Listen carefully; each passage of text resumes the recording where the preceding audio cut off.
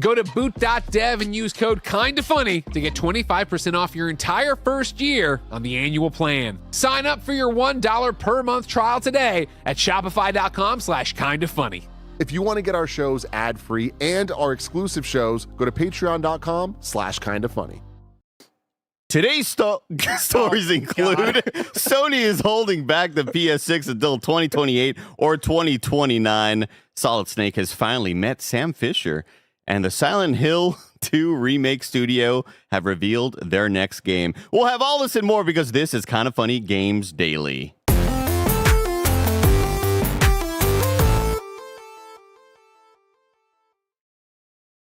I could have sworn it was just today's stories included, and then it was like today's gaming news stories included. I added that because here's Oh, you added that. I added the gaming news stories just to throw Andy off. That's really fucked up. Well, no, I didn't On add his it today. birthday? On my birthday. I added it when we removed the rigmarole because the rigmarole will tell people what the show is, and without that, there's nowhere in the show to say this is a gaming news show. So I was like, if I just put that in the opening line, today's gaming news stories include, then that solves the problem. Okay. It's me overthinking my producer role on this show. I'll be thinking about that for a couple weeks to come now. Because if I don't say that, then like, what kind of show is it? How do they know? Yeah, this is your first time listening. You're just like, oh, they're just talking about video games. It's like, no, we're talking about video game news. Let me know in the Kinda Funny Games Daily comments down below on YouTube. Have you heard of the band called Skillet? Oh man, don't get me started on Skillet. Bless was waxing poetic a little while ago. I had never heard of this band. And suddenly he's like, "Oh, it's the Christian rock band, Andy." Oh yeah, and it sounds like Evanescence. It's very 2000s coded. If you ever stepped foot in a church in 2009, Skillet was your whole life. Damn. Like Skillet, if you ever stepped foot in a church in a specifically white church, oh okay, maybe not like in a black church, then it might be Lecrae. But if you and Kirk Franklin. Let me tell you about Kirk. Oh, I meant to put you on to some Kirk Franklin, actually. You were going to. Yeah. Yes. Donnie McClurkin. Soul, like, what was Soul Praise? Soul like, praise. like genre. Oh, gospel. That's soul praise. I mean, honestly, that's not far off. Yeah. Gospel is basically soul praise. It's yeah. close. But yeah, close. Skillet, 1,000-Foot Crutch. Like, 1,000-Foot Crutch was like the rap rock one. And let me tell you, there's been some bars. Really? They're praising Jesus. Oh, man. Bless was the most hyped up I've ever seen him in the morning right now. He was like listening to every song, and he was like, let me get to the hook. Let me get to the hook. Dude, because here's the thing. I was playing you Awake and Alive by Skillet, and you were surprised to hear that music video has 204 million views. Crazy. And that's not even the most popular song. Damn. Like, their most popular song was probably Hero. That's one of their B-sides right there. It really was. Like, the Hero music video probably has twice that, if anything. Welcome to Kinda Funny Games Daily for Happy Monday. Birthday, Andy, by the way. For Monday, February 16th, 2026. I'm Andy, and I'm joined by Blessing Adeoye Jr. Happy birthday, Andy. Thank you, everybody. It's my birthday month, so just keep the love coming all month. You know what I mean? All the way through the end of February. They're actually adding 2 extra days for me this month. Whoa. Yeah. Going to the 30th. February. March starts on the 3rd. Yeah. Black History can't get 2 extra days, but Andy's birthday gets the 2 extra. That's crazy. Well, we've come together. Yeah, we've come together. Let's go. I love that. We've had a lot of talks recently.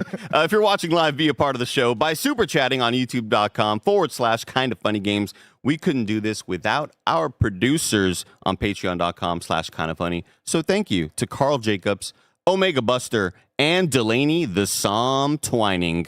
For now, let's begin with what is and forever will be the Roper Report. It's time for some news. We have 6 stories today. A Baker's Dozen!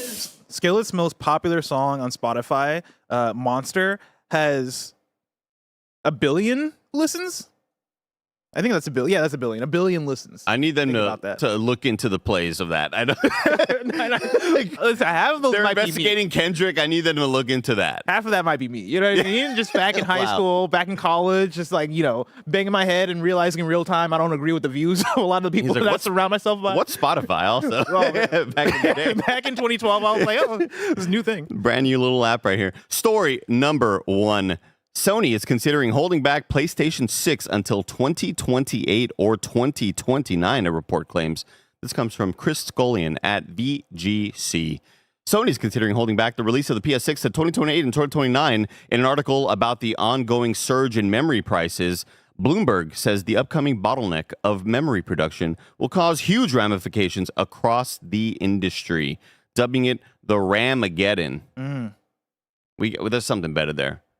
Oh, you don't like Ramageddon?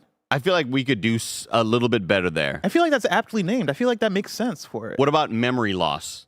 Oh, come on. Fuck. Oh, come on. Come on. This man's on today. Damn, dude. That's a birthday voice. Damn, right As soon as there. you turn 28, 44.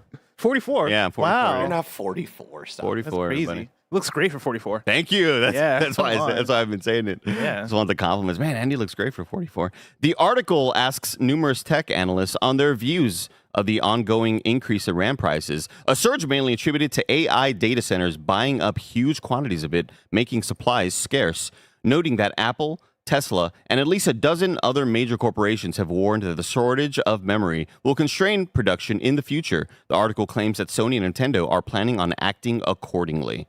Citing sources familiar with Sony's strategic thinking, the article claims that Sony Group Corp is now considering pushing back the debut of its next PlayStation console to 2028 or even 2029, end quote.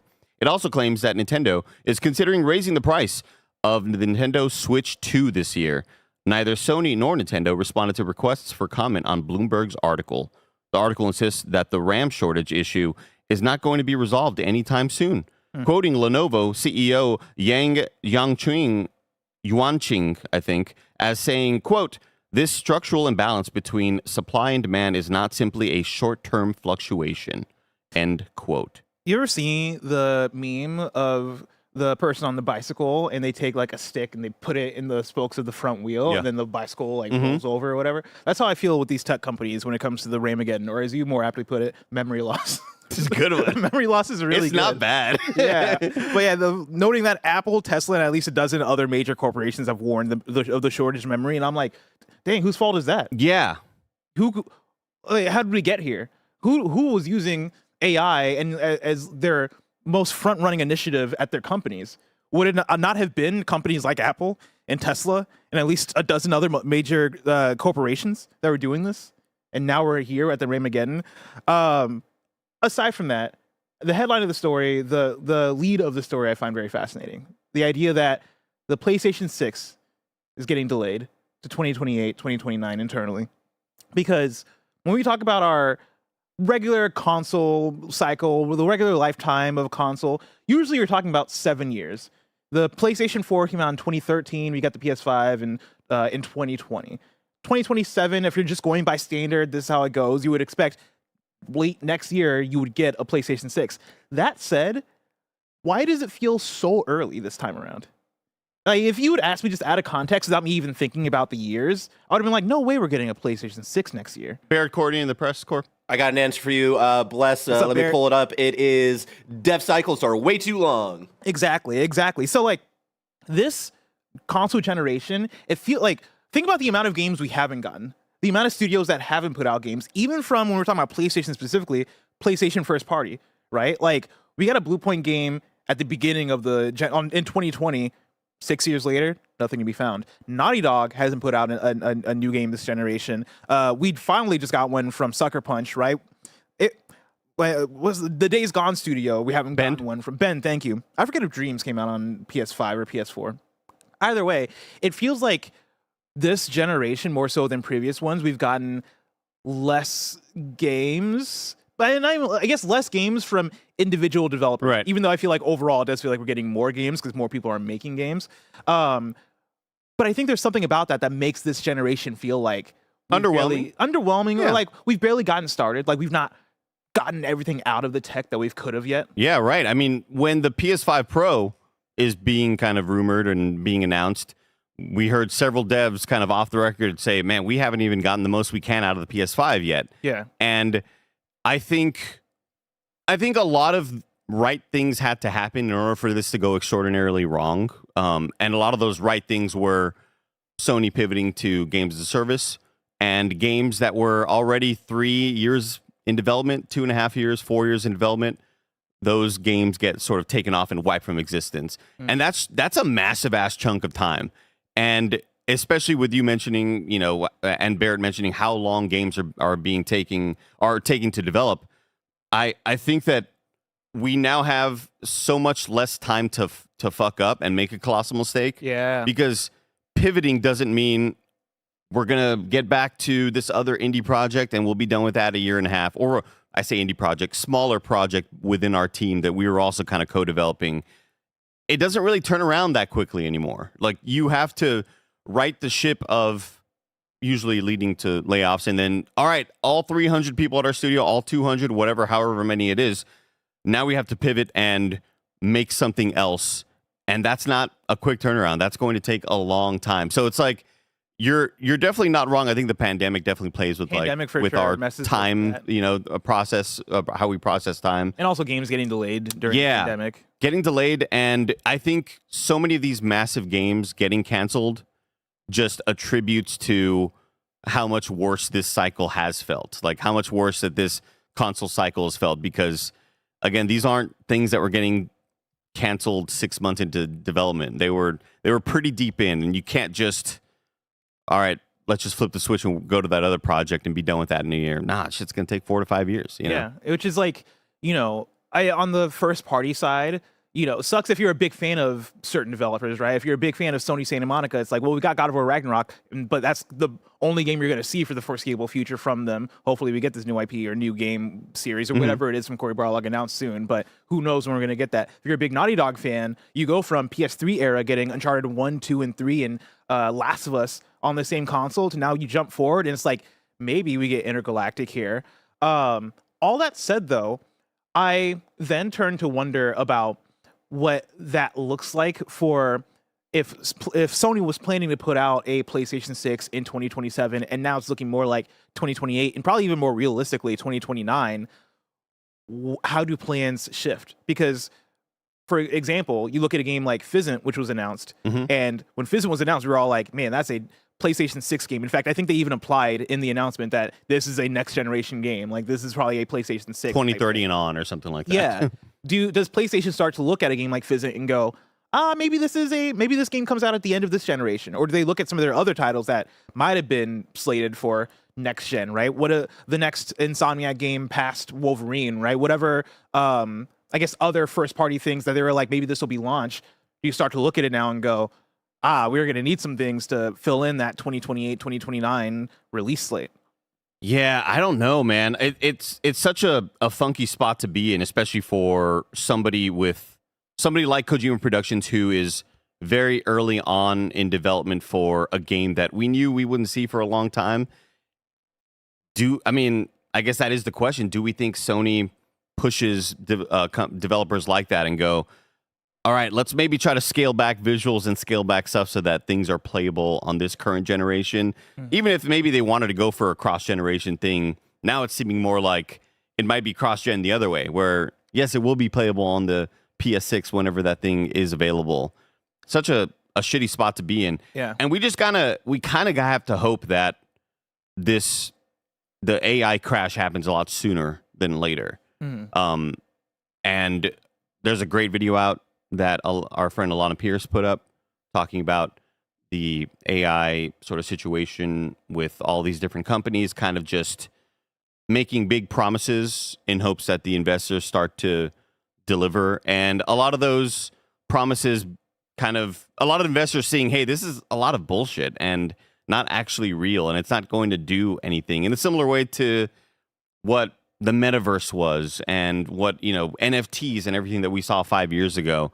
And we just kind of have to wish for this downfall a little bit sooner. Yeah. So that we could just, raid these big AI data centers and just kind of like have a big, a big flea market sort of situation. People just walking down aisles and grabbing little memory, like we're picking apples from trees. Memory was lost. It's found again. But then comes like the interesting thing, right? Of with whatever this crash happens, it's going to affect the economy at large in like such a substantial way that I don't think any of us are fully prepared for. Like, see, that was gonna be the next thing I bring up, which is like, what does that crash look like? Yeah, because for me, I'm more scared of the crash than anything. It's going to be worse than 2008, I think. Yeah, there will be. I mean, from what a lot of analysts are saying, it's more of a it will happen and less of a will it happen. Yeah. Yeah, I mean, it has to. And it seems to be more of a. Hopefully, it won't be as devastating as the 2008 recession, but that it doesn't seem like it's going to be great. When was the last time in our lives we remember something being invested in this heavily, like a piece of tech or like I guess a technology or whatever it is, invested this heavily, where if you say the words AI, the money is going to flow in, whether it's a good idea or not. I feel like this is the most at least I remember in my adult life. I mean, I would say it was metaverse and NFTs and like not to this level. I was gonna say, like, I feel like this is multiple times past NFTs. But it was the crypto mining situation where GPUs were insanely tough to get. Yeah. 3 years ago or whatever, where it was GPUs that were the hot commodity because people were in the pandemic making their own crypto mining farms and buying up GPUs, and people had their little rigs set up so they could have a fake machine mine fake crypto. Like, and the thing I'll say about this, because people are bringing up like NFT, blockchain. Somebody said honestly the .com boom, and that's what comes to mind. I think you have to go that far back to talk about like something that is becoming this integrated with everything. Because even with NFTs or with blockchain, it's like, well, at those times, I could have avoided both those things. Like, sure, I open up the internet and I see people talking about NFTs, but it's like, cool, it wasn't everywhere, and it faded away. Whereas, like, when those things started to go away, not everything around them that was integrated to them, like, fell apart, right? Exactly. Where now, for AI, it's impossible to not use AI. I Google search something, and it's an AI overview of, like, everything, right? I use any app, and it's AI this, AI, like, it is integrated with everything. And so I'm so interested / mostly scared of, all right, when shit crashes and the money starts to shorten up in terms of how much people want to invest in AI, what does that look like for every single thing that AI is involved in? I know AI just doesn't disappear and everything falls away, right? It's not fucking like Y2K or anything like that. But I just don't know what that looks like as far as the end for game. the larger world or just the games industry. For the larger world, honestly, is what I'm talking about. But even games industry, right? Like, there's so many AI integrated tools. There's so many games that I'd say things are already not great, and things will get that's part of the worst. That's one of the worst things. Is like, it'd be one thing if we were in this gigantic upswing and then started to get doom and gloom about everything being awful, but it's like, wow, everybody's hiring right now. Everybody's employed. Everybody's making money, but like, we're not, and things could just get worse, and people are just. The world is a fucking nightmare. It's just a slot machine for the richest people on the planet. Yeah. To bring it back to the conversation about consoles, at least, I guess the question I have for y'all is, what do you think if we get to the bubble popping of AI? What do we think that does for possibly delaying these consoles even further? Because from what I remember, right, like 2008 crash.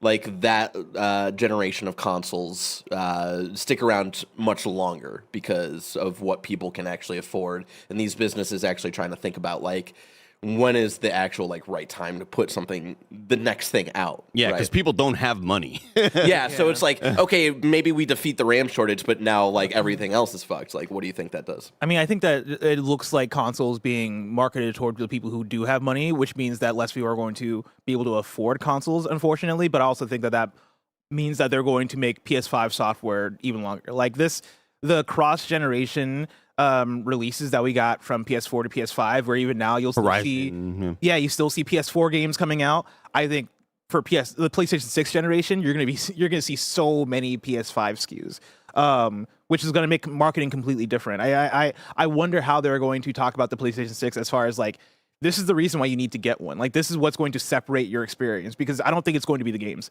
Right. I think the exclusivity of, this game is only available on PS6, you're not going to see that for a very long time. Let us know what you think about just how everything's awful in the comments down below. Or you could also type in some super chats and support the company monetarily, keep the lights and the mics on. Let's move on to story number 2, because I just hate getting all doom and gloom about AI. Story number 2, Solid Snake, voiced by David Hayter, is back in Rainbow Six Siege. This comes from Ethan Gatch at Kotaku. Metal Gear Solid's bandana furrowing Snake is teaming up with Splinter Cell's Sam Fisher and the rest of the Rainbow Six Siege roster as the tactical shooter's newest operator. After teasing the collaboration earlier this year, Ubisoft finally pulled back the curtain with a reveal trailer that has the two heavyweights of video game espionage broing it out before taking down some baddies. The Solid Snake operator arrives in Rainbow Six Siege with Operation Silent Hunt in the new season on March 3rd. One of the big questions facing the crossover was whether David Hayter, the original voice of Konami's protagonist, created by Hideo Kojima, would be returning for such a weird and unexpected side project. The new trailer reveals that the answer is yes. The reveal trailer shows Snake doing Snake stuff, like hiding around corners, taking enemies out, unhinging his jaw to eat an egg. That's just a joke. I added that myself. And taking out enemies with a silenced weapon before sending in a smoke grenade and handing out takedowns. Sam Fisher pops up at the end. The two embrace Predator style, and Snake quips about soldiers like us never getting a moment's rest as a new alert pops up on his pager. I heard Solid Snake likes to do this thing where he puts a boiled egg in his mouth and then like squeezes mayonnaise in there. He calls it a mayon egg. That's from Arrested Development. Yeah, I like that show. It's a really Did you good just do an egg thing? You just kept with the egg theme, huh?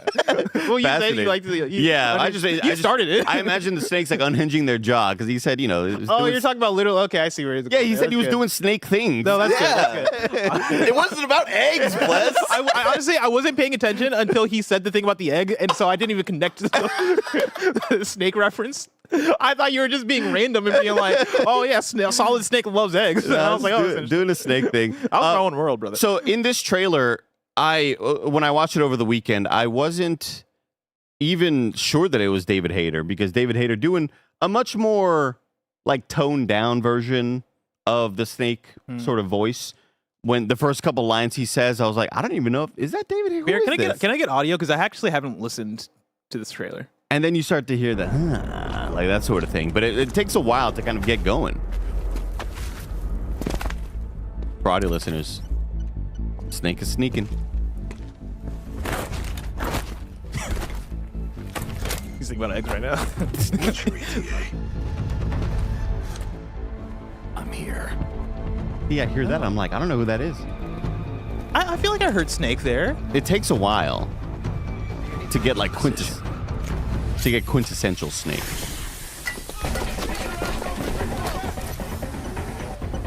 Damn, look at that Sultan radar.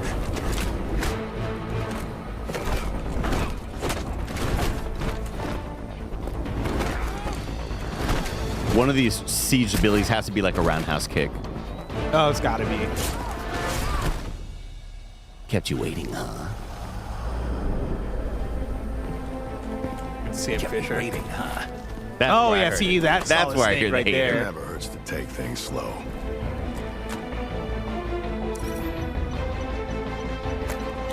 That's too many teams for a siege squad. Too many Soldiers players. like us never get the chance.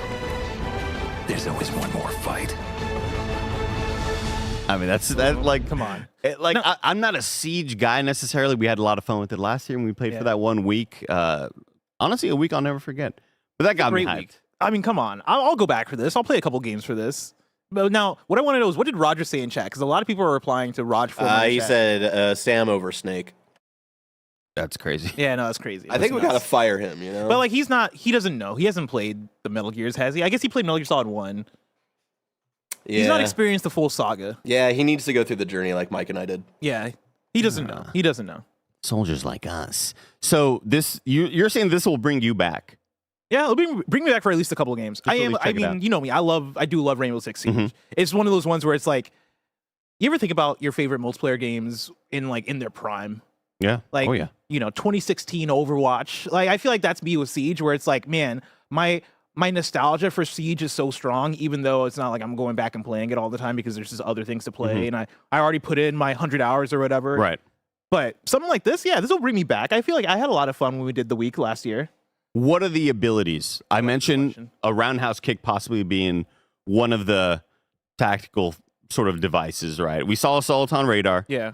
So maybe he like always kind of has like a permanent UAV, or maybe he's always got I mean, that would be cheating. But maybe he would have something that is on cooldown that is like, maybe he gets to call in and, maybe we get a little codec the thing. The funny thing is I'm thinking more Big Boss than Solid Snake, because the first thing that comes to mind is he has like a special gun he can equip that is a silenced gun that puts people to sleep, essentially. Okay. Right? You hit somebody and then after 2 seconds they fall asleep for a few seconds. The remote control rocket, then a Nikita missile. Oh, the Nikita missile would be pretty sick. That could be a cool one. Yeah. That's one of the more kind of underground things, right? Well, I guess no, Smash Bros has a Nikita missile when you kind of control the rocket. Right? Oh yeah. Let's see, what else? The box. Maybe he could be he could just I read hide somewhere in they a don't have couch. the box. Do we have gameplay? Because somebody in chat said you got to watch the gameplay, and I didn't realize there was gameplay. Yeah, somebody says there's an overview trailer. Oh shit! Okay, so we do have it. Adaptive camo, duh. That's a great Adaptive one. camo, Jason. yeah, it makes so much sense. That's a fantastic one. That's actually really cool. If you can pull that off, where if you're laying down on any surface, you just look like that surface. Yeah, I think that could look really cool visually with tech nowadays. With how far tech has gone. It will be weird playing a Solid Snake in first person. That feels a little bit like, man. You do that in like Metal Gear 2 a lot. When you I guess in Metal Gear 3 you do that as well. Here we go. Okay. Here's gameplay. Here's the gameplay. Yeah, we got this. So he's got like a handheld UAV for the audio listeners. And on the bottom it says, all clear. Maybe one of the bad distractions is like the music pops up so you can't hear bad guys if you do something wrong. If you're trying to sneak, you just hear like dun dun dun dun dun, just kind of pop up and pop off. All right, so he's got this little handheld radar thing. Yeah, his radar is like his main ability. It's always up in his face. It looks very much like the heartbeat sensor when you were playing Warzone back in the day. Is that what we associate with Solid Snake? Like a radar? No, not really. A handheld radar? No. Because I never knew that thing was handheld to begin with. See, this is what I'm talking about right here. Yeah. Silenced pistol. Got a little silenced pistol right there. He's always got this thing up. Oh, that was cool. Yeah. I bet you it's going to sound really good too. So the radar is just constantly up. Precision mode. You drop the diffuser. Maybe there could be an ability where you fake out the enemy and you start off as what you think is Solid Snake, but it ends up being a different character, like the Raiden fake out. You know what I mean? See, what's funny is I was thinking about if you were to continue this collaboration, who would you add next? And I think Raiden would be pretty fun. Well, there are a lot of character skins they're adding for the MGS characters. Oh, like okay. I'm unless I got faked out by the internet, but I'm pretty sure that they are adding like old Ocelot as one of the character skins for the other characters. So the other characters should have kind of cosmetics that you could buy. People are saying that I think one of the guns was the FAMAS. Oh, the FAMAS. Yeah. I was gonna pronounce it, but I was like, what if I'm pronouncing it wrong this whole time? Well, as a kid, I would always say FAMAS back in the day. Because I would probably say FAMAS, but like I looked at it for a second, I was like, what if it's pronounced famous? I mispronounced it. Story number 3. Bloober Team's big reveal is Layers of Fear 3. This comes from Vicky Blake at Eurogamer. Bloober Team's countdown to Valentine's Day has ended, and despite all those Rose references, it's not a Rule of Rose revival, but it is in fact Layers of Fear 3. While the website had spurred all kinds of theories, for instance, taking the capital letters from the word salad on the site Remaz Newell Seraho Ovam Sayerd. Nailed it. Is an anagram of Kronos, leading some to speculate that this is a teaser for DLC for Kronos, The New Dawn. Bloober Team has marked the 10th anniversary of the horror game with a confirmation of a 3rd installment. There was no gameplay to showcase, but we were treated to a strange live-action teaser in which we were told, quote, the door won't stay closed, end quote. Unfortunately, there's no other information either, such as a release date. Kind of fascinating. Did you ever play the Layers of Fear games? I did, only on maybe a party mode or two way back in the day. I was gonna say I think I watched a kind of funny Let's Play of Layers of Fear, and that's I think we may have done some sort of sponsored event. I was always really impressed by how freaky the world would kind of change around the character, but I don't really have a touchstone to Layers of Fear, and I didn't know it was the type of franchise I was worth teasing in this way. To be honest with you, and I'm surprised, but also impressed that Bloober team is going back to their IP that like they have this history with, because I think my first time being aware of Bloober team was probably with Layers of Fear. Yeah. But for a studio that's now expanded their horizons a bit, doing Silent Hill, I feel like they have another game that's announced, right? The Medium, they did the. Oh, they did the Medium. Chronos. That's what I was thinking of. Yeah. Very fascinating, very interesting to see that they're like, no, yeah, we still want to do shit with Layers of Fear, right? Like that tells me that they have a solid, probably a core audience there that cares and wants to see more. The fact that they're down to tease it like this.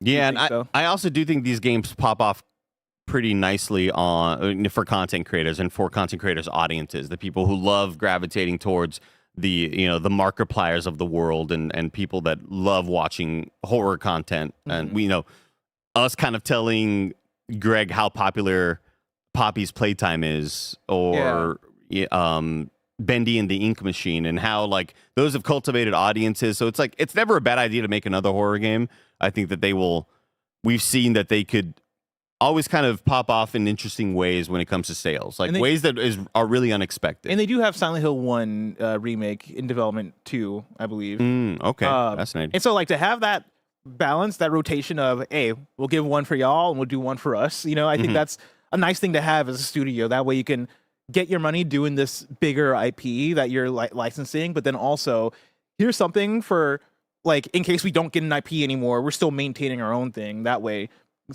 keep the ship afloat. I think that's cool. I have a super chat I want to get to from the one Radek Grabowski, who says, "Friendly birthday tax. Happy birthday, Andy. I wish you all the best." Shout out to Radek. Happy birthday, Radek. And all of the. Is it his birthday tax or your birthday tax? It's my birthday. Well, friendly birthday tax. Friendly birthday tax. Oh, I see. Oh yeah, hell yeah, Radek. I was about to think, we have the same birthday, but Radek, shout out to Radek for being very supportive for the Witcher playthrough that I've been doing. Very, very good. Pretty good video game, turns out. Witcher 3? Witcher 3, yeah. Yeah, I heard it's pretty good. Yeah. You also check it out. Let me tell you, I was so excited when you came in and you're like, I did the Bloody Baron quest. Because that's the main thing I remember. There are 3 things I remember from The Witcher 3. Gwent, number 1. Honestly, I got so into Gwent. If I didn't play Gwent, I probably would have beaten that game. I spent so many hours of Witcher 3 only playing Gwent. Do you think it knocked you off your trail? It for sure knocked me off my trail. It became Yu-Gi-Oh! Duelist Kingdom Simulator, where I'm like, bring me the next card player.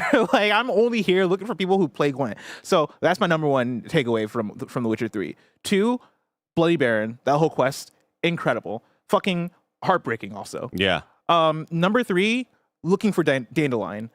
I couldn't find that motherfucker. Dandelion. At a certain point, I was just like, I'm done. I'm playing FIFA. That's what I'm doing right now. I'm currently in the middle of. You're still looking for Dandelion? Well, I've been kind of doing a lot of different things, trying to cover the area. I've had a lot of very helpful, kind of funny community members DMing me and saying, "Hey, if you gotta do some missions off stream, these are the ones I would recommend, but these ones you gotta do on camera. Yep. Like these are the ones that people are gonna want to see reactions to." So. I'm currently kind of doing Dandelion, like the search for Dandelion, and off stream I played a lot of Gwent yesterday. Hell yeah. Yes. Now, Bless, do you think you never found Dandelion because you're so distracted by Gwent? For sure. Yeah. And then after a while, I was like, I'm bored. I'm playing FIFA 15. Yeah. Yeah. I walked up to that good shit. Walked up to a lot of people who were maybe missing their wife who went missing in the woods, and I find a bloody body, but really it's just all about going back to them and saying like,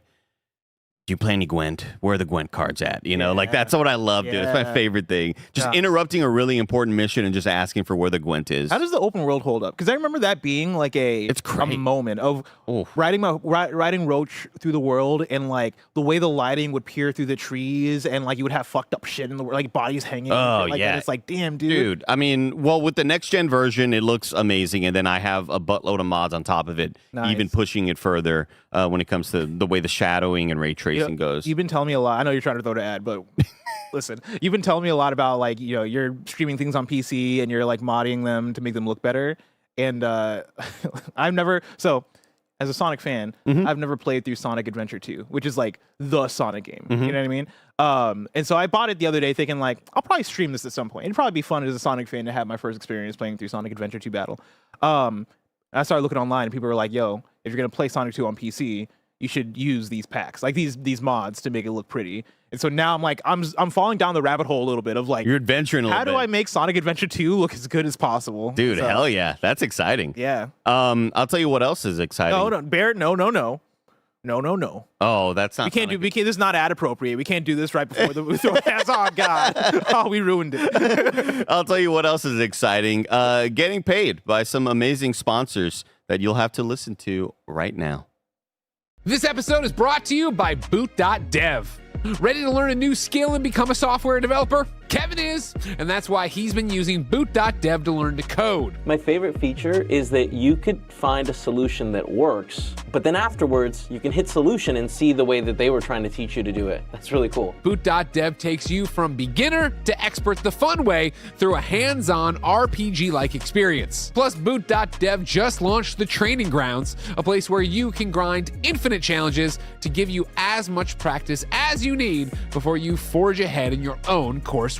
All content is free to read and watch. A paid membership unlocks interactive features like hands-on coding, progress tracking, and game mechanics. Bored learners quit. Smart learners never get bored. Learn to code by doing what you'll actually be doing at a job, building real projects. Go to boot.dev and use code KINDAFUNNY to get 25% off your entire first year on the annual plan. That's boot.dev and use code KINDAFUNNY to get 25% off. This episode is brought to you by Shopify. You know what I hate? Trying to remember my payment info when I get to the checkout page on all the websites I visit. You know what makes that a breeze? That big, beautiful purple pay button that has all my info stored. Shopify is the commerce platform behind millions of businesses around the world and 10% of all e-commerce in the United States. From household names like Chubbies and Mattel to brands just getting started. Get started with your own design studio. With hundreds of ready-to-use templates, Shopify helps you build a beautiful online store that matches your brand style. Get the word out like you have a marketing team behind you. Easily create email and social media campaigns wherever your customers are scrolling or strolling. See less carts go abandoned and more sales go with Shopify and their Shop Pay button. Sign up for your $1 per month trial today at shopify.com/kindafunny. Go to shopify.com/kindafunny. Thank you for playing some of that. That's called Monster by Skillet. That's their most popular song. What are the views on that one on YouTube? On YouTube, 531 million views. God, dude. Yeah, they were a big deal. That is crazy. Let me see what that like AdSense revenue is. It's gotta be ridiculous. Oh, man. Story number 4. Rest in peace to a couple of gaming legends. Hideki Sato, designer of all Sega consoles, has died. This comes from Andy Robinson at VGC. Hideki Sato, the designer behind virtually every Sega console and the company's former president, has died at age 77. Japanese games outlet Beep21 reports that Sato passed away this weekend. Sega has published a statement following news of Sato's passing. Quote, "We are deeply saddened to learn the passing of Hideki Sato, who served as president of Sega from 2001 to 2003, it said. Sega would like to offer its condolences to his family and friends." Quote, "Starting his career with the development of arcade machines, Mr. Sato was instrumental in the development of iconic home consoles, including the SG-1000, SC-3000, Mega Drive/Sega Genesis, and Sega Saturn and the Dreamcast. His leadership helped lay the foundation of Sega, and his contributions had a significant and lasting impact on the entire gaming industry. We will always remember his contributions to our company, and all of us at Sega extend our deepest condolences as we honor his memory." R.I.P. Rest in peace. Yeah.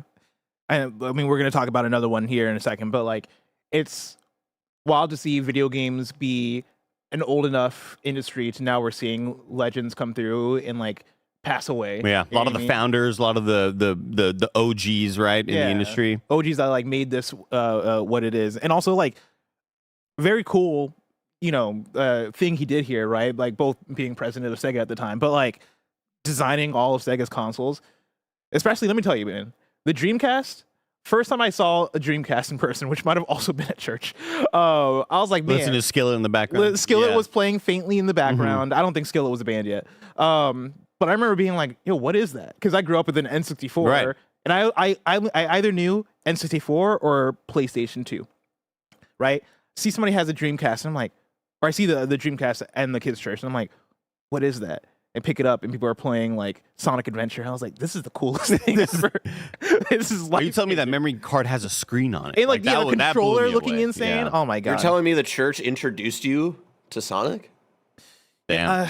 You know, this isn't even. I didn't see. We don't claim this. I mean, this Sonic is fans- biblical. Sonic fans, Biblical is what you're saying. Sonic fans don't claim Sonic 06. That's a lie, actually. That's Sonic a fans. lie. No, but we because like there are cool things about Sonic 06. It's just the game sucked, but the characters we liked. But we don't claim the kiss. Oh, okay. We don't claim the kiss. We don't claim the kiss. Yeah, audio listeners. He keeps playing the part in Sonic 06 with the. You know the part. Yeah. You know the part. Yeah. And another sad story. The Bloodstained, the Scarlet Engagement creative director Shutaro Ida dies at 52. This comes from Sal Romano at Gematsu. Shutaro Ida, creative director behind the upcoming Bloodstained, the Scarlet Engagement, has died at age 52 after 1.5 years of battle with cancer, developer Artplay announced. Quote, Shutaro has contributed significantly to the development of the gaming industry through the creation of numerous works, reads a message from Artplay co-founder Koji Igarashi. His passing is deeply regrettable, especially given the great promise of his future endeavors. The development of Bloodstained, the Secret Engagement, which Shutaro was leading, is now at its final stages. We will carry forward his legacy and strive with all of our strength to complete this work worthy of his vision and name. End quote. Ida was also the director of Bloodstained Ritual of the Night and contributed to the development of various Castlevania games and Metal Gear Solid 5, The Phantom Pain. Again, rest in peace. Sad weekend, man. Sad weekend, you know, especially like age 52. That's way too young. Insane. Fuck cancer. Yeah. Of course. And also just very sad because we had a similar story last year of somebody who passed away as their new game was finishing development, right? And like you know, to not be able to see this project through all the way, of course, like, you know, I don't know. That one very much like hits me in the heart of like, damn, dude. But our hearts go out to people around him, people that worked at the studio, his family, of course, and all that. And still putting in the work 1.5 years into that battle is like just heartbreaking and quite the bummer. So our hearts go out to their families. Story number 5. This is going to be as awkward of a transition as you can get, but that's just kind of how the news goes. Mike got to preview some new Battlefield stuff, and I think Barrett is kind of talking off camera to Mike in hopes that Mike comes out here, but he doesn't have his headphones on. So I don't know if he knows that we're even going to be transitioning this soon to the new story. Yeah, usually Mike listens to the show. Yeah. So I assume that, you know, by now he would be stationed up at the door, ready to go. Because I did warn him. I did tell him that he's right before I thought he'd be on deck right now. Barrett's not even listening. Oh, there he is. Snowbike Mike. There's Snowbike Mike. Mike, we need your energy. We're coming off of sad news. Let's turn this show around, Mike. I saw Mike as me, Roger, and Kevin were talking about a video game. Mike was headphones on, playing some Battlefield, and he's here to talk all about it. He's also strutting in. Happy birthday to you.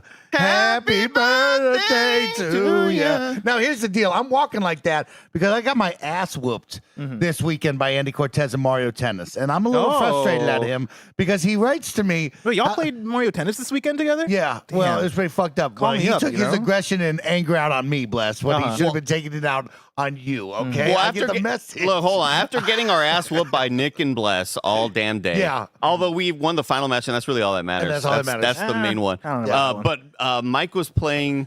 I was also tricked because I hop into his stream, Bless, and he's doing this. I see like Play motion control. You're playing motion He's controls? like, I'm playing ranked, but he's not playing motion control. He's just moving the controller as he's playing. We talk about how abysmal that game is. You can't play motion controls besides in the motion control section, which is bullshit. Okay.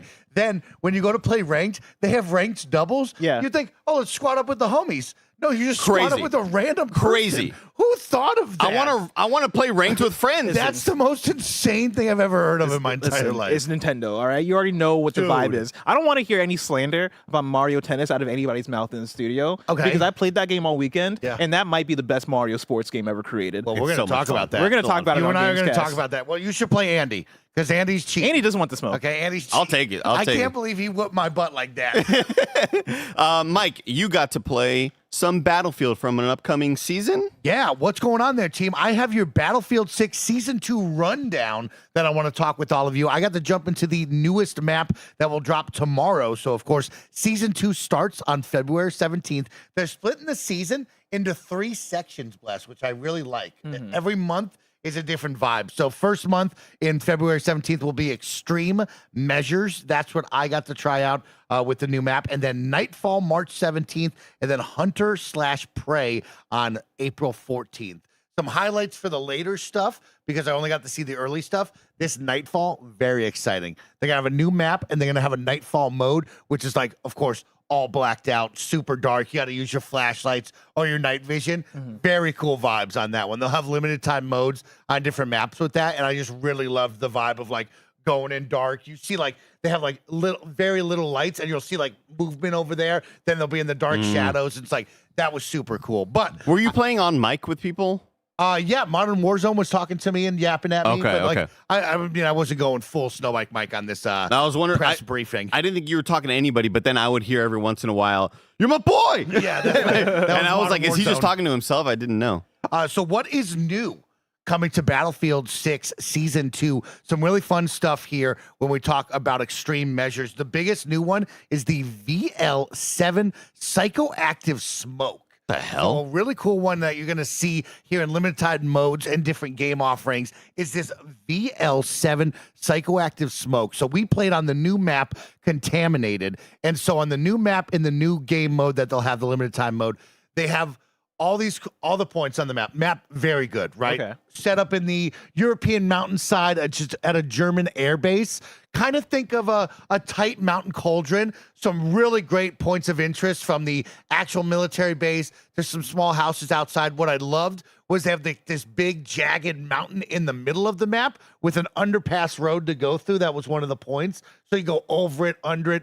Really good map design. Really liked the map. But the interesting stuff with the Psychoactive Smoke is a couple of different capture points had the smoke like just drenched all over it. And so when you go into the smoke, you start to lose your mind, right? So now they've added a gas mask mechanic that you put on so you're not breathing in the smoke. But when you're in the smoke, you're not taking damage, but you'll start to hallucinate, which was really creepy, right? You could hear footsteps that weren't real. You would start to see like moving shadows of like player outlines, but they weren't player outlines. So every time you'd be sitting in the smoke and you didn't have the gas mask on, you'd be looking all sorts. You'd be looking left, looking right, shooting at things that weren't real. Really fun mechanic in this one. Fun, just like a small, nice addition that I really dug. How hard was it to find the gas mask?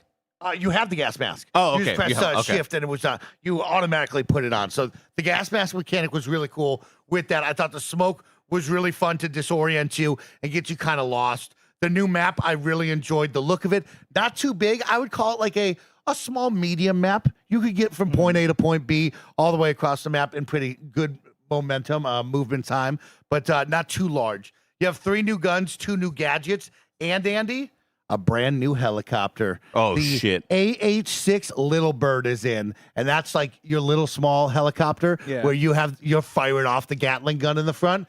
Way easier to control than the other one. Is it a single rider? Yeah, I think so. Maybe 2 people. I was always solo. Okay. Because I wasn't squatted up with anyone, so nobody was joining on me. Gotcha. But I was whipping that thing. Yeah. The other ones, didn't feel as good, mouse and keyboard. This one felt tight controls, which I really, really enjoyed. And I was spraying things with the Gatling gun. I died most of the time. I don't let's believe see, that. What else do I have for you guys?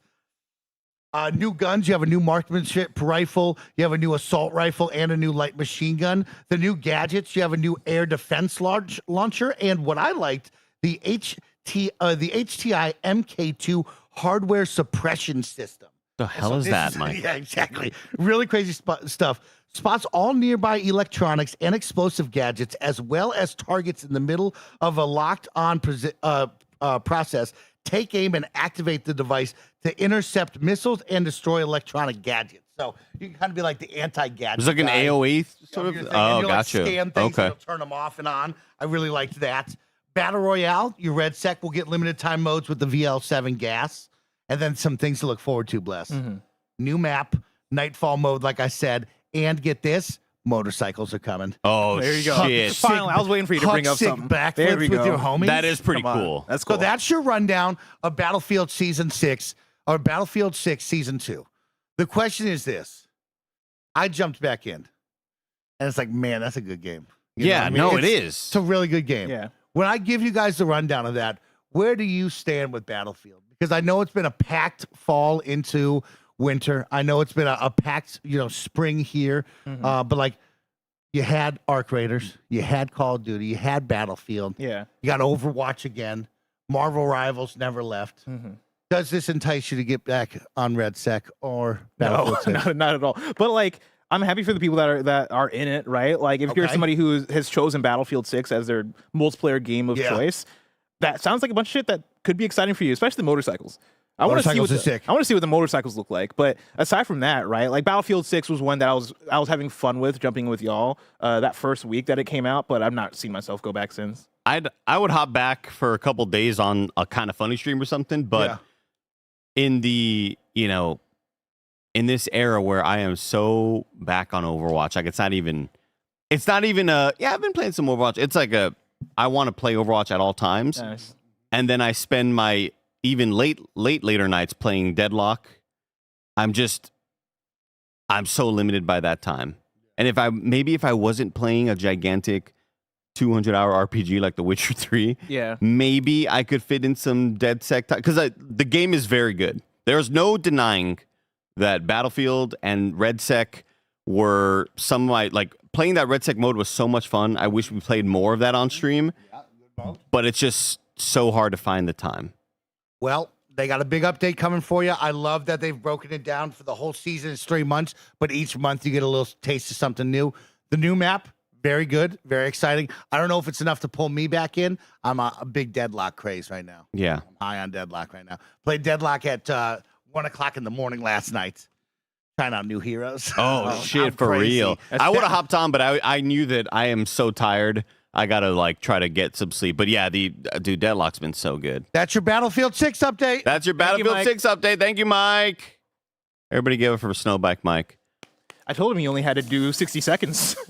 I was like, hey, if you can come in for just a minute and talk about Battlefield 6. How long was that? You asked for an inch, he gives you a mile. That was a mile. Wow. And it was a great mile. I'd like to get to a super chat here from someone who is near and dear to the Kind of Funny operations. This is a Kind of Funny Patreon supporter, producer, the one and only Delaney Twining, with a massive super chat. Okay. $200 super Whoa. chat. Birthday tax. I turn 40 tomorrow. Thank you to Kind of Funny and the community for getting me through these last 11 years. Death, divorce, and family health issues. This has truly been one of the best communities on the internet. I love you all. Be good to each other. Huge. Happy birthday. That's crazy. Happy early birthday, Delaney Twining. Thank you so much for that. 40 is huge. That's beautiful. Over the hill. Hitting that hill. Now, $200. We could keep that for ourselves, Andy. We don't have to tell. We don't have to tell anybody. Something to think about. I don't think that's how the wiring works. Whoa. Tim's not here.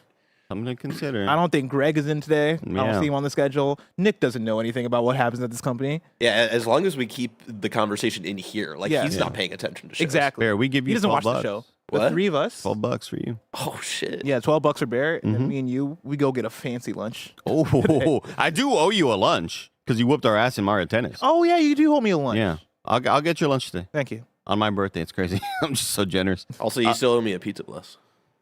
What if Andy gets me a pizza? and What Bear if? partakes? I'm thinking Pizza Hut. Oh, You know? baby. The three of us. Oh, baby. Come on. Dave Bro with a $2 super chat says, birthday tax for me and happy birthday to Andy. Happy birthday to you, Dave Bro. Thanks for your $2 super chat. Sasquatch says, Peep Dream Fatigue. It's his homie's band. That's Dream a cool name. Fatigue. Dream Yeah, I Fatigue like is that cool. name. Kind of like memory loss. Man, I crushed Come it. on, that was great. I mean, that was the only good thing I did, arguably, the whole show. It was just a lot of like word flubbing and not being able to read. King Kegel with a $2 super chat says Snake seems like Metal Gear Solid 1 face, MSGS2 suit, and Metal Gear 2 radar. Yeah, I didn't even think about Metal Gear. Yeah. So that's one thing I was definitely noticing is like it's the Metal Gear Solid 2 suit, but he doesn't have the Metal Gear Solid 1 hair. He's got the long hair. He has the MGS2 hair. You know who else is an MGS2? Raiden. Damn, dude. Yeah, and Ryan's girlfriend. That turned out to be a robot. Spoilers. Damn. Shit, dude. Turns out to be an AI. What was her name again? Rose? Rose? Yeah. She could have saved DiCaprio, the end of Titanic. Turn off the game. Yeah. Story, or not story, $5 super chat from Napoleon Blown Apart. Says, I fell asleep at a Skillet concert after staying up all night for the Halo 2 midnight launch, going to school, and then straight to the concert. Man, you could not have encapsulated the year 2001 more succinctly. 2002?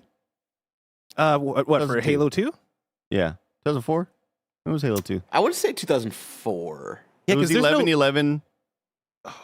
There's no way Skillet was around in 2002. I don't know. Skillet must have been at Halo least 2 was 2004. Oh, 4. Okay, yeah, nailed it. It's the ones in the month 11 of November that always make me think it's 11/11/01. Side of Fries says, gotta look at the skins coming too. Yeah, Side of Fries talking about the skins coming from Metal Gear Solid 2.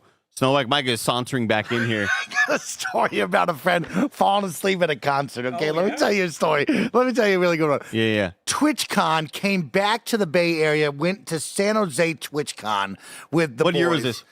2017 to 19 window. Okay. It was the last time they came back to the Bay. Because remember, 2015, they started in the Bay. Then they went down to San Diego, Las Vegas. Then they came back to the Bay one time in San Jose. This was the one dubbed NinjaCon. Was this because the this one was at his peak of his like ultimate prowess? Was this the one that I screen capped that unfortunate photo of you that we can't really use or celebrate anymore? Where it's you and Dr. Disrespect? That was EA Play. Oh, this is the one where I met Shroud, Ninja, and Courage at the club. Damn, because we went to the cool. Ninja party. Okay, but Why get aren't we this. friends with them? You know what, Shroud? He just plays too close to the screen for me. My eyeballs hurt. Yeah, okay, gotcha. So here we were having fun at TwitchCon, right? As you know, all these cons, 3 days, a lot of stepping, a lot of movement, right? So day one, we party hard. We go to the Ninja party where we meet those three jabronis. A lot of fun, great times, right? We party hard. We're drinking. Sad Boy Sean's there. Oh, Sad Boy Matt Sean. Kangas is there. Marlon's there. Kevin A. Sex is there. I'm there. Basement Barry. The whole crew Helicopter is Harry. here, and we're sending it, right? But get this, day two is when they have the big Twitch party. This is where they threw the Twitch party, I think, in the San Jose Earthquake soccer field, which was like a big carnival. But I bought us concert tickets to go see Drake. And I was like, we have to go see Drake instead, Christian. We have to go. It's the biggest. Christian. It's Drizzy Drake and the Migos, right? And so what happens? We go. Christian sits down during the Migos, falls asleep during the whole concert. We got girls and guys to the left and right of us throwing ass in Christian's sleeping face. Is he sitting down? Yeah, he's sitting down in the stadium seat, falling asleep in his nachos. And I'm out here having the time of my life. Dancing to the Migos, right? Bad and bougie. And Christian's dead asleep. Drake comes out. I'm like, oh, jump in. Yeah. Like, these are those moments where it's like, you'll never forget that, you know? So shout out to that kid falling asleep during the concert. Shout out to you, Mike. If you're listening audio, I need you to turn on the video and watch the dance that Mike did. Mike's got the moves, man. That was a crazy dance. Mike's got moves. Mike's definitely got moves because like I could hear that on rhythm. You know what I mean? We don't have music playing, but like I felt the rhythm of the move. Well, because you heard the sloshing of his windbreaker pants. Just loudly whenever you know he'll never be silent. That was crazy. Mike can never creep up on anybody because of just how loud everything is. Golly.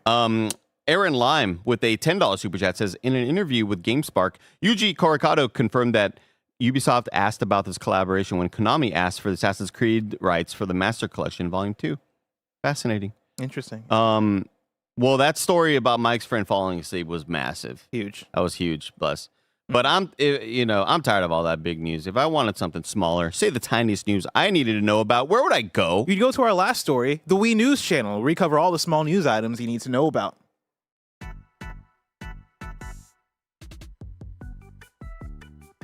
Story number one in Wii News. Become is coming to Steam in 2006. 2026. That's what I said. Yeah. Experience life's fantastical journey as one of millions of sperm. Survive the microcosm dangers, wiggle, dash, and compete through the human reproductive system and create new life. Speaking of which, I had a dream that I was pregnant. Oh yeah, you were telling us about this Man, before the show. Yeah. stressful. So you were pregnant. Yeah. Where was the baby gonna come out of? My stomach was massive, and I was like, why did I agree to carrying this baby to term for our friend who cannot carry, unfortunately? Mm-hmm. And I don't know. I don't remember when I volunteered to do this. Yeah. My stomach's just huge. And I'm just like, fuck, I'm going to have to they're going to C-section me. I'm going to get it, like, because it's not going to come out of my butthole or my wiener. Yeah. Like, they're going to have to cut open my stomach. And it was just like, I woke up the most relieved I've ever been in my life. Of like, it just felt You're like, so thank real. God I don't have to deliver this baby. It just felt so real, man. bless. And the whole time I'm thinking, I'm talking to my parents in the dream, like, why did you all like let me say yes to this? Like, that's insane for y'all to do that. So anyway. Terrifying dream. Not the one you want to have on your birthday. Yeah. Like you telling that dream story as this trailer is playing in the background, by the way, is we got the most content, unhinged thing that I've witnessed us do in a I can't while. imagine tuning in live at that moment. It was a terrifying dream, man. I don't recommend it. I like how you did the shift blame to your parents. Like, why did you guys let me? Yeah, well, it's because I was just like, when did I agree to this? This is insane, dude. And my stomach is fucking huge, man. And I'm just like, this baby's about to pop out of me. My water broke in the dream, and they're like, "Oh shit, we got to get going." I'm like, I'm so scared right now. So what does water breaking look like for you? Yeah, I do remember in the dream going, I'll be able to commiserate and say like, I know the pains of going through childbirth. That's the most man thing you can possibly say. Like, finally, in the dream, like, I'll know what it's like. Yeah, I'll I can use that now. I can drop that now. Would you do that? Like, if a family member came to you and they were like, "Hey, like, you're our only hope." No. Like, they found the technology. You just have to carry this baby to term and get a C-section. Fuck no. How much money would it take? They were like, "We're gonna pay you." It would take a lot of money. It would take a lot of money. Like, you're taking a whole year away. Plus, well, about a year because of the post, like, recovery and stuff. Yeah. Man, my stomach split open. You know what I mean? But do you know how many women in this world and people that give birth that go through the same thing? Yeah, but I'd be volunteering this. You're like, I was born with a penis. I'd be I don't have to volunteering do my this. time for this, man. Damn, I couldn't. I guess I could just stream a lot. Yeah, you can stream. Couldn't hoop. I'd have like, to how put often down- are you hooping? You're right. You can take a year off of hooping. You're absolutely right. PSA from Sony Santa Monica about God of War Son of Sparta's 2-player mode. After completing Son of Sparta's main story, you will unlock a challenge mode that can be played solo or with local 2-player couch co-op. You got to beat the game first. I assumed this would have been something available at launch. A lot of people were confused because the store page said 2 players, and everyone was like, "Why? Where's the 2-player option?" And yeah, you got to beat the game. I don't know if a whole lot of games have done that. Have we heard a lot of that? Yeah, where it's like you have to beat a game to unlock like a 2-player co-op kind of thing. No, it's a weird choice for sure. But it's like a challenge mode. Like, the only multiplayer thing is in the challenge mode, and you got to beat the game to get the challenge mode. Yeah, I don't know. It's also like combining that with the trailer where you see like Kratos and his brother and all this stuff. So you start to imagine like, oh, can you play through this and like with 2 players and yo, I'm buying you this game. Let's play a co-op. You know? Yeah, it's weird. You gotta beat the game first. It's weird. It's a weird choice. Kind of funky. I'm like 20 hours into it right now. 20 hours? Yeah. That game is 20 hours long? It's a Metroidvania. What, you want a 5-hour Metroidvania? Like 15. How is it? I'm going to save my thoughts for possibly a review or something. Oh. This week? I don't know. I don't know like if that. we want to do a God of War Sons of Sparta review, but I'm close to beating it, I think. I recently told... I'm put on the calendar. I recently told Blessing that for a future game showdown, there should be a special game for me where you just put up an image of something and say, what is this? Or who is that? Yeah. Because, like, shout out to my friend Evan who voices somebody in this game, God of War Sons of Sparta.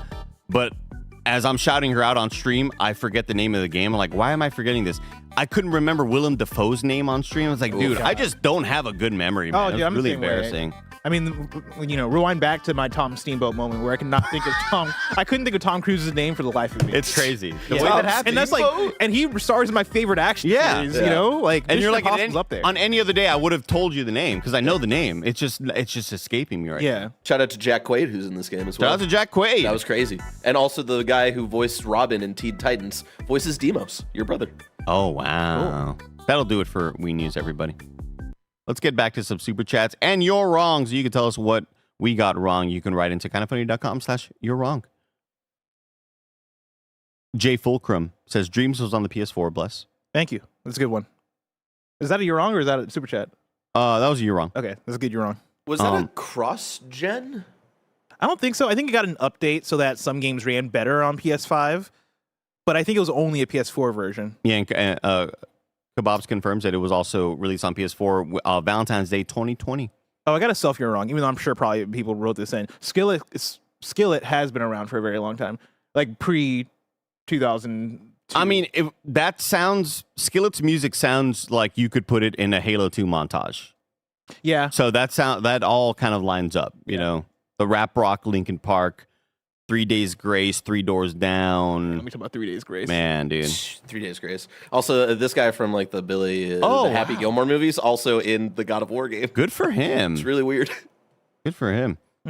Kebabs writes in that Hideki Saito. I said Sato, but I think it's maybe Sato. Worked on the internal hardware design of Sega's video game systems. I have not been able to find the external shell designer of who the Dreamcast was. Okay. I think Sato's correct, unless there's an I there. No, I was gonna say Sato. Yeah, I don't think there's like usually. I don't think there's usually hard like A's or like those nasally A's like that. Thank you so much for all of your wrongs. Yeah. Kebab's trying to sneak in a controversial Wii News in here. We're not doing that. Yeah. I'm not giving people a voice that I don't want to hear. I don't want to hear the quotes on this show. Let's get to some super chats like Roger Percorny's one that we mentioned earlier. $5 super chat says Sam Fisher better than Solid Snake. Sam Fisher, I gotta see him fight a mech first. I gotta see him fight. Yeah, what's Sam Fisher's biggest achievement? Being relevant still. Exactly. Yeah. You know what I mean? Like the fact that people want him still is the fact that people are still saying his name in 2026. Yeah. Pretty impressive. I've never seen him fight a dude with supernatural, superhuman abilities. On top of a mech. Right. With fighting game health bars at the top of the screen. Hey, Sam Fisher, go take on that Sahelanthropus. Let's see how you do it. Sam Fisher would fucking shit his pants if he saw a Sahelanthropus. Cancel whatever they're working on. I don't want to see Sam Fisher ever again. Roger Percorny just pissed me off over here. Come on. Have you ever played Splinter Cell Conviction? No, is it good? Yeah, it's pretty good. Oh, sick. Yeah, I'll check it out. Game. That's the only Splinter Cell game I played, but I liked it. Nice. Falcon with a $5 super chat says, the closest is the .com bubble, but e-commerce at least made sense at a basic level. I just got overhyped and overinvested in at the time. Damn, you were there, huh? How much money did you invest in the .com bubble? I want to know. But Ken Jr. with a $25 super chat. Thank you. Says, happy birthday, Andy. Thank you, Ken Jr. Thank you for all of your support as usual. Calpy, this is a super chat from our Friday's stream who said, this is the greatest tennis game ever made by far. And I would disagree after the results of what happened. I'll put it up there. The swings aren't one for one. It isn't Mario. Why are we playing motion controls? It isn't Wii Tennis whenever, if you move it this way, so does your hand. It's just like... What are we doing here? You know what I mean? Like, it's not a motion game. Yeah. Why are we playing motion controls in the first place? And we whooped your ass with motion controls. We whooped your ass with motion controls. Man. Come on. Remember when you almost had to play the weird dinosaur game? God, I only saw the very beginning of party mode, and he started with that. I was like, "Ah, man, okay." Thank God that Mike doesn't have the producer gene, the wherewithal to check to see if to check. I did not want to play that shit. Snow 13 $5 super chat says, "Happy birthday, Andy! Spurs winning the ship this year. Go Spurs, go! You know it. We're getting it all. We're getting the chip." And that'll do it for our super chats, and that will do it for our show today. Remember, this has been Kind of Funny Games Daily. If you love what we do, support us with a Kind of Funny membership on Patreon or YouTube to get all of our shows ad-free and get a daily exclusive show. What you giggling about over there? No, this is chat cracks me up. Because me talking about Skillet this episode has caused so much conversation, and somehow we got to somebody being like, "Wait, Skrillex is MAGA," and I don't know why that cracked me up. It's so funny seeing that out of context. Enjoy the Games Cast next and the stream right after. Today on the stream, we're doing a special one, right? Can I say what it is? Before that, we're doing. There will be another episode of Kind of Feudy, and then going into Reanimal with you and Mike. Yeah, very, very stoked about that. And get stoked for the episode of Kind of Feudy. But until next time, it's been our pleasure to serve you.